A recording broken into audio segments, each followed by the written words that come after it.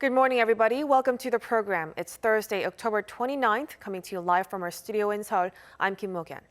Before we get started, these are the stories we're following at the top of the hour. Samsung Electronics reported that its operating profit for the third quarter rose 58.8% on year to $10.9 billion as its chip business apparently got a boost from U.S. sanctions on Huawei, while its mobile sales bounced back on pent-up demand amid the pandemic.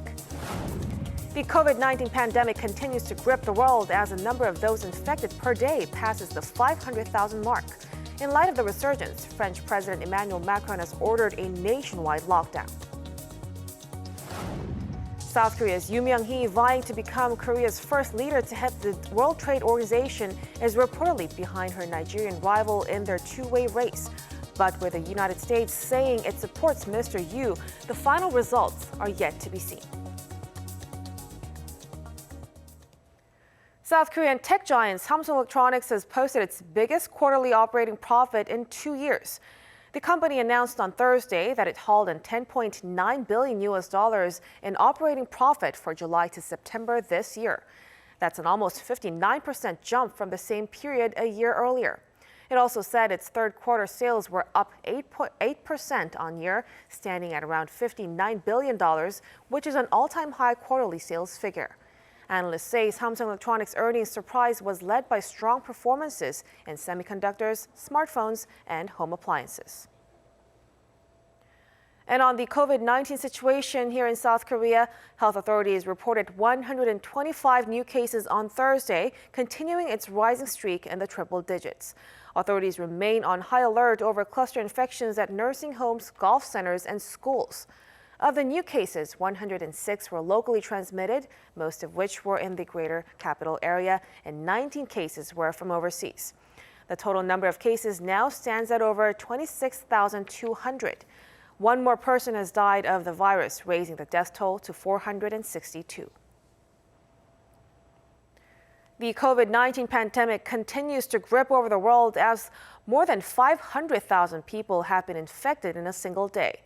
French President Emmanuel Macron has addressed his nation, ordering a nationwide lockdown. The European Commission is also launching new orders to help limit the scale of the resurgence. Our Lee Seung-jae reports. In an address to the nation on Wednesday, French President Emmanuel Macron said France will go back on a nationwide lockdown starting Friday in a bid to contain the COVID-19 outbreak that's spiraling out of control. After exchanging with all our European partners and weighing the good points and bad points, I've decided that we needed, starting from Friday, to again put in place the lockdown that had stopped the virus. The latest measures mean people will have to stay in their homes except to buy essential goods, seek medical attention, or for 1 hour of exercise a day. People will still be allowed to go to work if their employer deems it impossible for them to work from home. Different from the previous lockdown in March, most schools will remain open.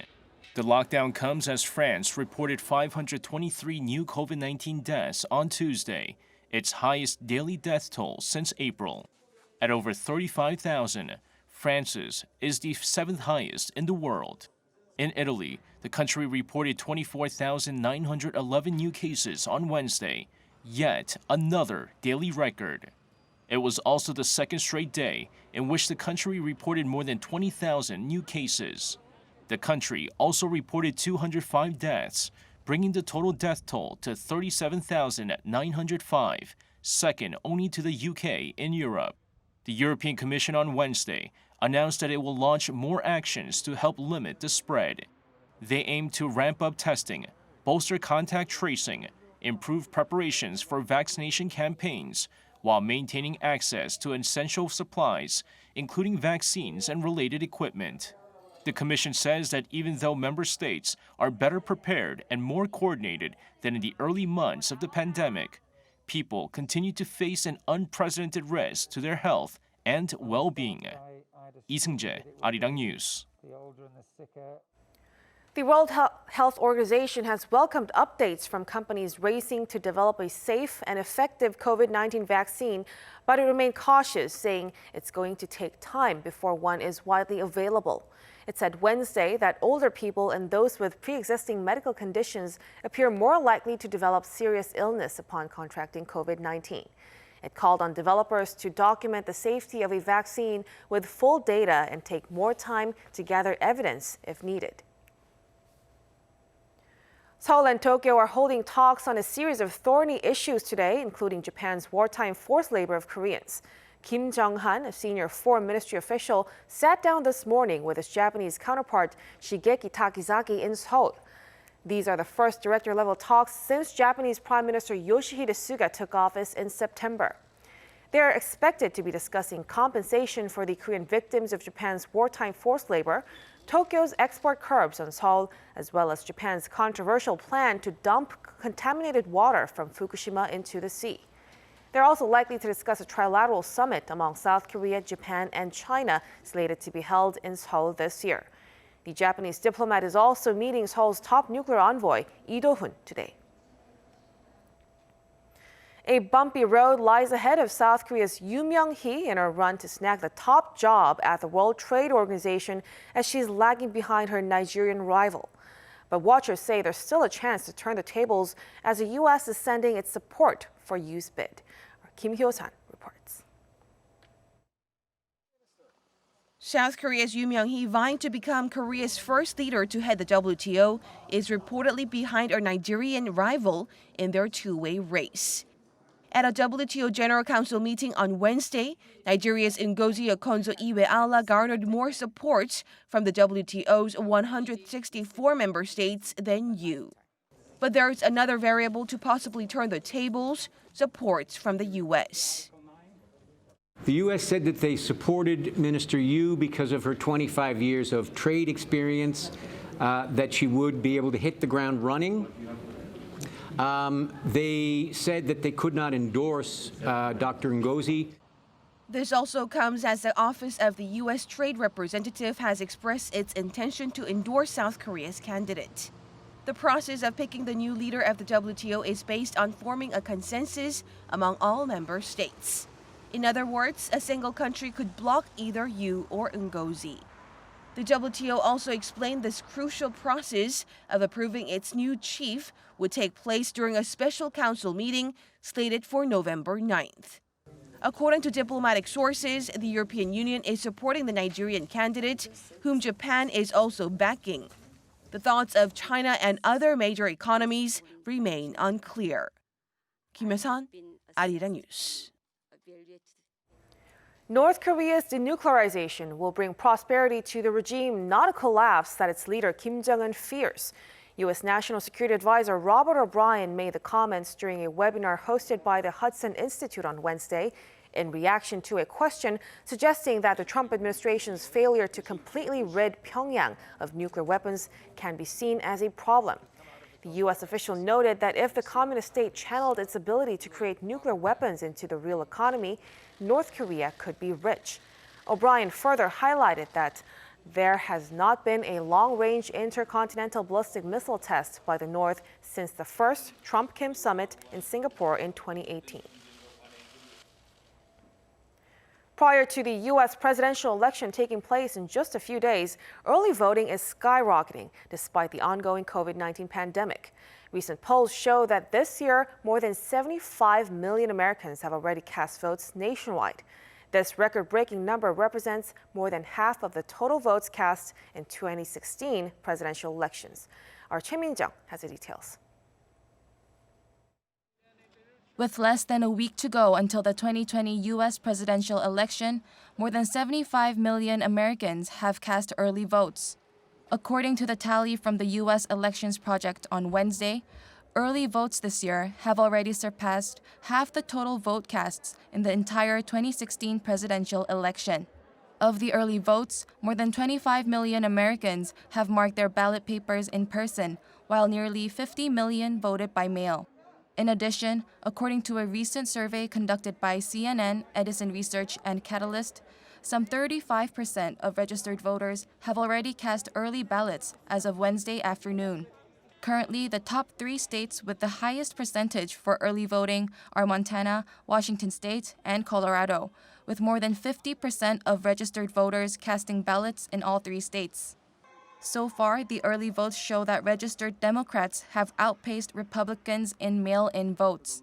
However, it is too early to come to any conclusions, as President Trump is seeing a slight uptick in his recent polls. The battle in Florida, a key swing state, is getting tighter, as Wednesday's poll average provided by Real Clear Politics showed a tie between the 2 contestants, with both at 48%. This tie comes a day after Trump, for the first time, had taken a slight lead by 0.4 points. According to the CNN poll of polls, Joe Biden is in the lead at 52%, while Trump is trailing at 42% as of Wednesday. Choi Min-jung, Arirang News. The France-Turkey row has escalated with protests spreading across the Muslim world. At the center of the tensions is French President Emmanuel Macron, who has declared a tougher stance on radical Islam. Our Lee Kyung-eun has the latest. Iranian protesters gathered outside the French embassy in Tehran on Wednesday. Sparking their anger was French President Emmanuel Macron's recent defense of cartoons of the Prophet Mohammad, which they considered to be blasphemous. The protesters burned photos of him and called for a boycott of French goods. The things we're importing from France right now need to be embargoed. We can't use the product of people who are insulting us. The Iranian president made comments supporting the movement, sending a message to Westerners who he says should understand what the Prophet means to Muslims. Disrespecting a prophet is not an art. It is immoral. It is encouragement of violence. On the same day, protesters in Pakistan also rallied at the French consulate, burning effigies of Macron and chanting "Down with the French president" and "No compromise on Prophet Muhammad's dignity." Police had to erect barricades and block the street leading to the site. In the meantime, in Palestine, Muslims and Christians held a joint rally condemning Macron's remarks as an offense to justice and equality. We want to give a lesson for religious coexistence and human tolerance that Bethlehem represents with its Christians and Muslims. The growing tensions first began when the Turkish president criticized Macron and other European leaders for supporting an anti-Islam agenda. The French president had declared war against radical Muslim separatism after a teacher was killed by an Islamist for showing cartoons of the Prophet Muhammad. Amid escalating tensions between France and the Muslim world, concerns are growing that it could turn into a greater global row. Lee Kyung-eun, Arirang News.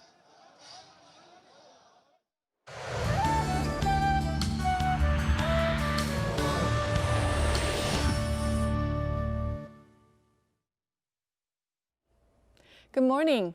There's an autumn chill in the air with cold wave advisories for mountainous regions in Gangwon-do province, the inland regions of Chungcheongbuk-do and Gyeongsang-buk-do provinces today. And sharp cold winds are only adding to the chill in the air. Chilly start, but the highs will rise fast, and it's going to be a couple notches lower than yesterday, and readings will hover just below the seasonal norms by this afternoon. And tomorrow will not be too bad, with wide gaps in the readings to continue in most parts. But thanks to the winds, all the dust has gone. But there will be more clouds rolling in this afternoon, and highs will rise to the mid to upper teens across much of the country. It's going to be mostly sunny through Saturday. Then nationwide rain on Sunday will bring much colder conditions early next week. So a cold snap that's coming our way next week will make it feel like we've skipped ahead a month or two. That's Korea for you, and here's a look at the weather conditions around the world.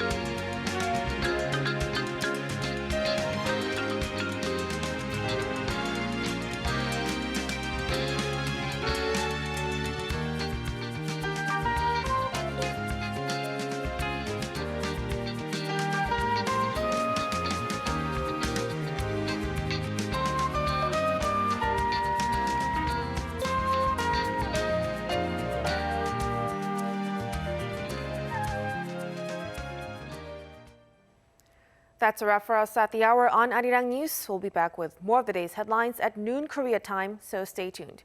Thank you for watching and goodbye.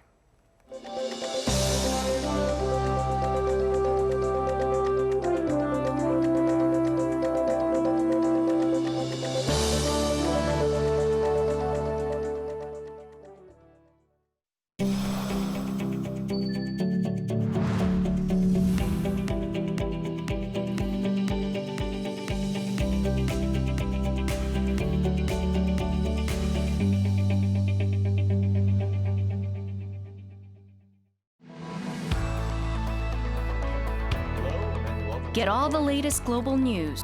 Arirang's current events program, The Point World Affairs, covers relevant